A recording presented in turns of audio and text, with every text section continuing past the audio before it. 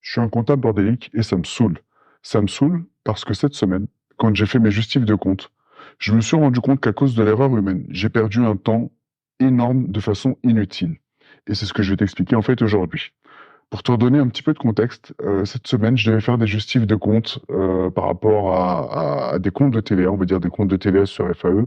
Et forcément, c'est en lien avec d'autres comptes de bilan où tu vas essayer de recouper pour voir si tu trouves les bons montants ou pas. Et bien évidemment, il y a ce compte-là, ce fameux compte de TVA sur FAE, que je voulais faire en fin de semaine. Plutôt en fin de soirée, excuse-moi. Et en fait, ce qui se passe, c'est que en étant pressé de finir, en me disant que ça allait être rapide, etc., j'ai fait plein de petites erreurs qui font que au lieu de le plier en 15 minutes ou une demi-heure, j'ai passé trois quarts d'heure, voire une heure de plus. Et après coup, je me suis rendu compte des erreurs que j'ai faites et c'est ça que je veux voir avec toi aujourd'hui. Mais juste avant, bien évidemment, avant de rentrer dans le vif du sujet et de te donner en fait mes trois pistes pour éviter de perdre du temps inutilement, je vais peut-être me présenter si tu me connais pas encore. Donc je me présente très rapidement. Je suis un comptable qui en a marre de ne plus avoir le temps d'avoir une vie parce que je suis bordélique et donc je suis obligé de rester plus tard au bureau pour compenser. Et donc, en fait, dans ce podcast, je te partage mes expérimentations pour être mieux organisé et pour essayer de finir plus tôt. Et donc, pour enfin avoir le temps d'avoir une vie perso. Et comme tu as pu le voir, je pense, avec la voix, c'est que je la modifie volontairement parce que comme je dis que je suis bordélique et que ça peut nuire à ma carrière, je préfère être anonyme. Maintenant que la présentation est faite, tu as pu voir que j'ai été hyper rapide. On va peut-être pouvoir rentrer dans le vif du sujet de cet épisode-là.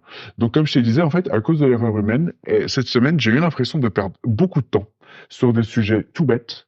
Et en fait, j'ai réfléchi à quelles sont on va dire, les trois manières pour éviter de perdre du temps sur des justifs comme ça. En fait, l'erreur en question là, sur le TVS, sur FAE, c'est bien évidemment quand j'ai fait mon justif de compte par rapport à d'autres comptes de bilan où il y a des provisions justement et on veut essayer de recouper par rapport au montant de TVA pour voir si c'est le bon montant ou pas. Bien évidemment, j'étais un peu pressé le soir, etc. Donc en consultant le logiciel de compta, ce qui se passe, c'est quand j'ai fait mon justif de compte sur Excel, parce que vu le volume des écritures qu'on a, etc., moi je fais tous mes justifs sur Excel. Ce qui se passe, c'est que j'ai saisi rapidement, etc. Je pensais que j'avais le bon montant et en fait, j'ai fait une erreur de 100 euros. Et cette erreur-là, bien évidemment, je m'en suis pas rendu compte très rapidement et même je m'en suis rendu compte que beaucoup plus tard. Et pour te donner des chiffres, pour que tu vois de quoi je parle, en fait, au lieu de saisir, je te dis n'importe quoi, 200 534, je saisis 200 634. Et donc, bien évidemment, quand je contrôlais le montant à la va-vite entre mon logiciel de compta et le fichier Excel, j'ai pas vu cette fameuse différence d'un chiffre. Et forcément, ça a créé une différence de 16 euros sur la TVA. Et je comprenais pas d'où ça venait, donc j'ai dû recouper, etc. Donc, tout ça pour te dire, c'est quoi les trois erreurs ou les trois erreurs à éviter et les bonnes pratiques pour éviter de perdre du temps. Déjà, le premier truc, c'est comme je t'ai dit, moi je l'ai saisi à la main. Le mieux, c'est déjà de faire du copier-coller. Parce que si j'avais exporté je sais pas, une balance de mon logiciel comptable et que j'avais fait des copier-coller entre l'export balance SAP et mon justif de compte, forcément, déjà, je me serais rendu, c'est pas que je me serais rendu compte, j'aurais évité de faire cette erreur d'une centaine d'euros. Donc déjà, c'est le premier truc, la base. À chaque fois que j'ai quelque chose à compléter et que tu as quelque chose à compléter, je pense que le mieux, c'est vraiment de faire du copier-coller à chaque fois et pas de saisie manuelle. Deuxième chose, qui est tout aussi importante, typiquement sur le genre de choses là, c'est de dire à chaque fois que tu peux, au lieu de faire du copier-coller, si tu as moyen de sortir une balance sur Excel, de la coller dans ton justificatif de compte, soit sur un onglet à part, soit un petit peu à côté, et que dans ton justif de compte principal, ça vient de pointer avec des formules, c'est encore mieux. Pourquoi c'est mieux? Parce qu'au moins comme ça, d'une fois sur l'autre, t'as pas à te poser la question d'où vient le chiffre, comment il est sorti, etc. Tu copies-colles ta balance, surtout qu'en général, ça va être un format assez standardisé. Bien sûr, je te demande pas de sortir toute ta balance, etc. Mais tu vois, genre, juste le 1, 2, 3 comptes à sortir, etc. Moi, je sais que je le fais aussi sur la TVA, parce que effectivement, quand tu as des onglets avec ta balance de TVA, quand tu dois faire des recherches, etc., au moins, c'est des chiffres qui ne bougent pas, et tu vois à quoi tu ressemble ta balance, tu as fait un copier-coller de ta balance directement, si tu dois vérifier le total, tu le vois plus facilement s'il y a des écarts ou pas, etc. Donc ça, c'est le deuxième truc. Donc on a dit forcément en premier, pas de saisie manuelle que du copier-coller, et encore plus, et encore mieux, on va dire, dans l'idéal, faire des onglets ou des encarts à côté dans tes fichiers Excel, où tu mets vraiment des copier-coller d'une source, et dans ton justificatif de compte principal, tu viens pointer sur cette source. Et comme ça, au moins, ça permet de voir un peu d'où viennent les chiffres de façon encore plus explicite.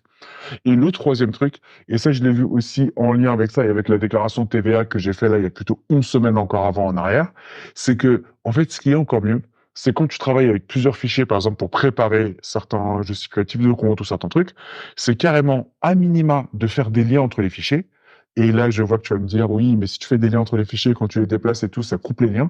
Et en fait, la deuxième solution bis, on va dire, si tu veux pas faire des liens entre les fichiers, c'est de mettre dans tous tes fichiers, en fait, un endroit où tu mets quelles sont tes sources. Donc, s'il y a un endroit que tu veux pointer quelque part, alors tu pointes au départ pour faire ton justificatif de compte. Une fois qu'il est cadré, tu peux, dans les données d'Excel, tu sais, je crois que ça doit être donné, il y a un endroit avec les liens ou avec les sources Excel où tu peux faire rompre le lien.